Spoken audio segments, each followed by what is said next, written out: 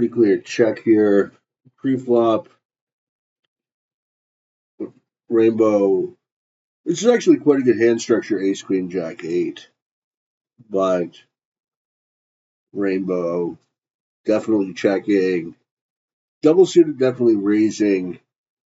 Single suited, I guess it would be a raise. I don't know. I'm not sure. It's actually sort of a weird situation because, or an understudied situation. Obviously, betting on the flop with trips, and yeah, definitely want to keep betting on the turn with the boat. Our opponent's drawing dead, so you might be inclined to check because you don't want them to fold. But it's better to bet because if you can extract value over multiple streets because of the nature of the bet sizes in pot limit betting, it's so much better if you can get action over multiple streets as opposed to just increasing your chance of action on the river. Another interesting spot here where the action pre was limp, three times ISO, we call, and I'm just going to blast for pot here. I don't think we're actually able to pull off a check raise very often on this board texture. There's just not a lot of hands that the preflop raiser is going to be c-betting three-way, especially at 5 cent, 10 cent, where the regs tend to be on the weak tight or tight passive side of things.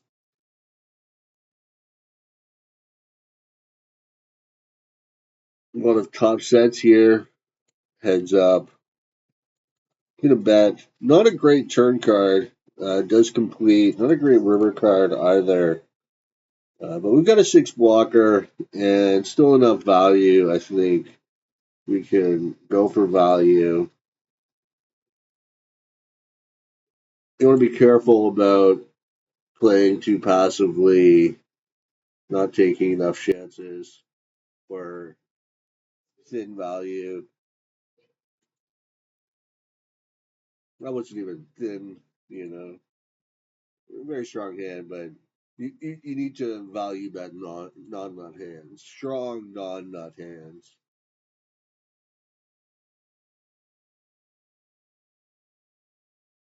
On the button, you can raise very liberally, and that's going to include most double-suited hands. On the flop, three-way, very clear check back.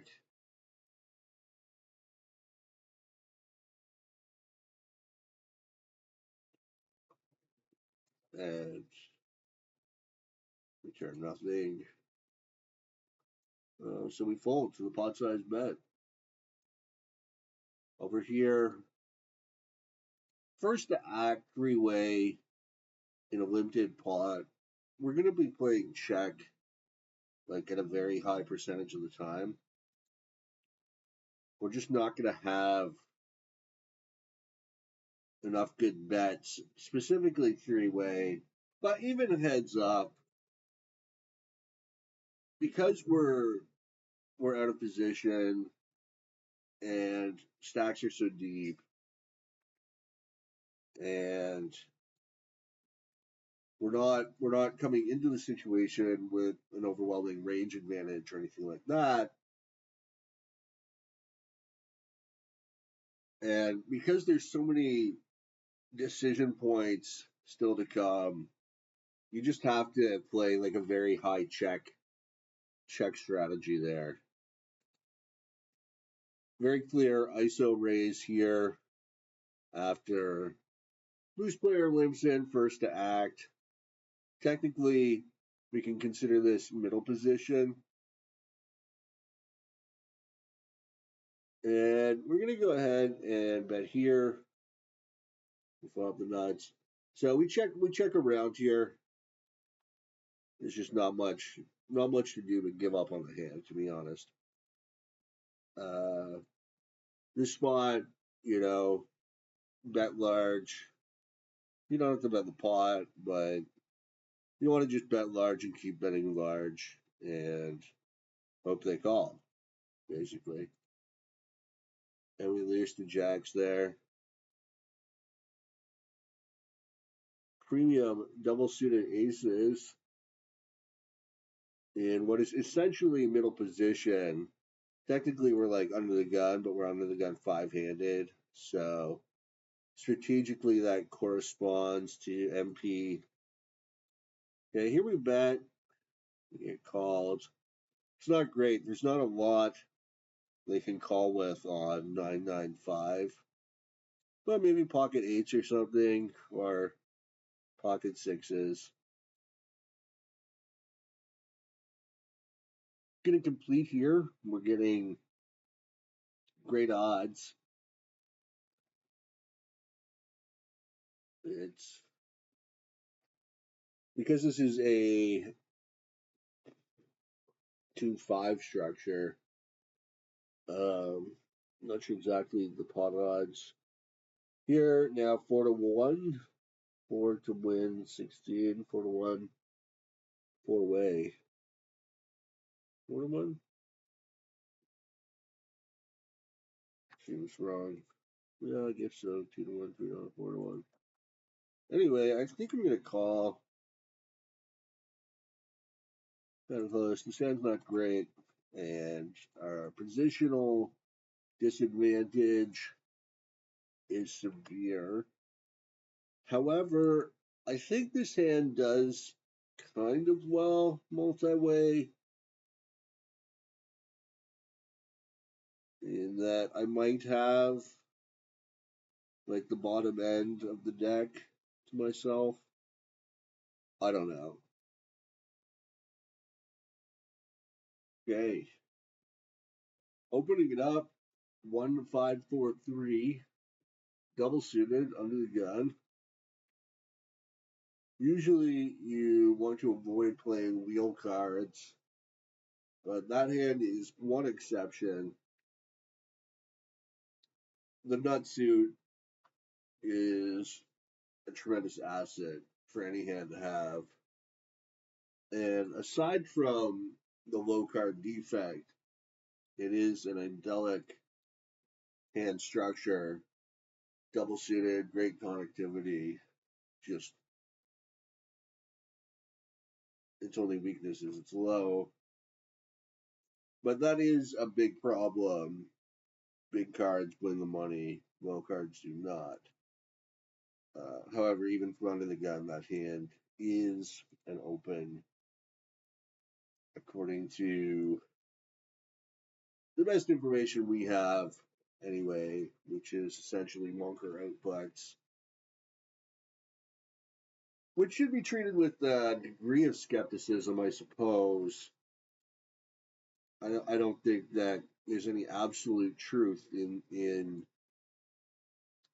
how robots play, especially when it comes to multi-way pots or from pre-flop all the way to the river. I'm really skeptical of how well even the strongest uh, machine learning program can really navigate the whole way. I think there's still room for human intuition and human understanding to challenge some of those precepts. But it's certainly a reasonable approach to study and memorize solver outputs for pre-flop play.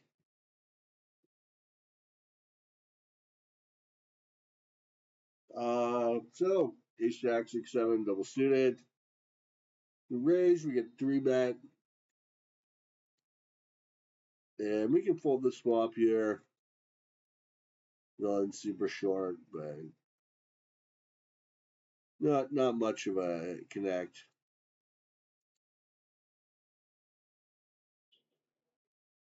Very clear, button open. With a pretty strong hand, wheel cards notwithstanding. I'm not sure there's really any value in a bet here. I guess we do want to fold out like pocket pairs.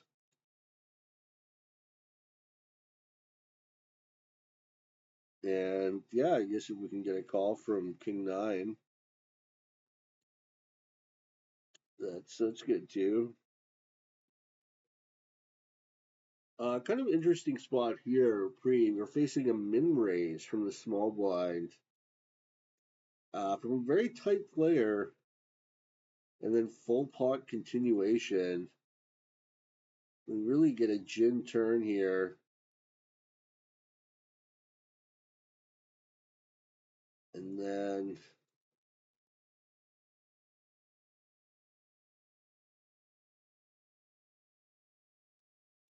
not at all convinced about the superiority of my line there.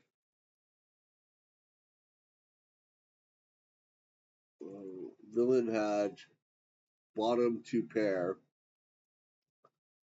So at least I was correct to continue on the flop. I was a little concerned about his sizing, but it turned out the sizing was kind of a ruse. And we did have a pretty solid connection on the flop. It also was a little incongruous between a tight player raising even a button min raise and then smashing that flop.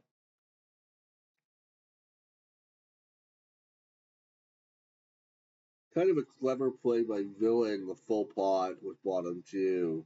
Such a marginal hand that really does not want a lot of action, but at the same time has tremendous need for protection.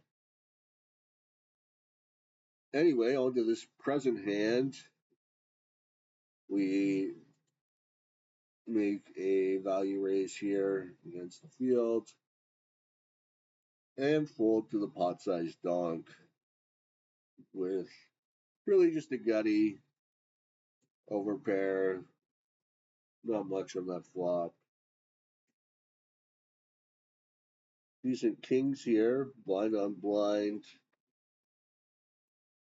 Against a short stack opponent, 32 big opponent. Uh, Kings, we have an 8. So there is some board interaction there in that we're blocking some of his premium draws. Ace is not a great card. He's going to have a lot of aces, like hit straight draw with an ace, or pair got shot with an ace. We only have 1 pair and no draw, so I don't think we have to sweat laying this kind of weak holding down anyway. Picking up Queen 10, 8, 7. The button just encouraged me to play faster. A little bit impatient. Go for a large c-bet sizing here. It's a very dynamic board. Pretty good hit with middle pair plus gut shot plus flush draw. I like these dynamic holdings that can develop in a number of potential ways. All right, we're raising again. Double suited on the button. Constant comes along. Decent connection. Obviously, king 6 or king king are there. This is not an unbeatable holding.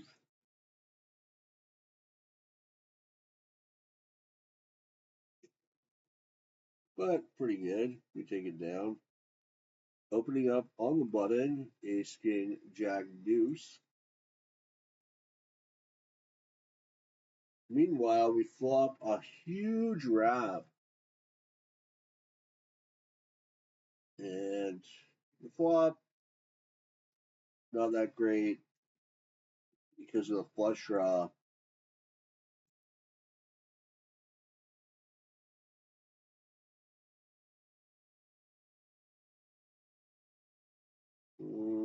Top pair here. Turn top two. Still a marginal holding. There's 7-9 and 7-4. I think you got to lay it down.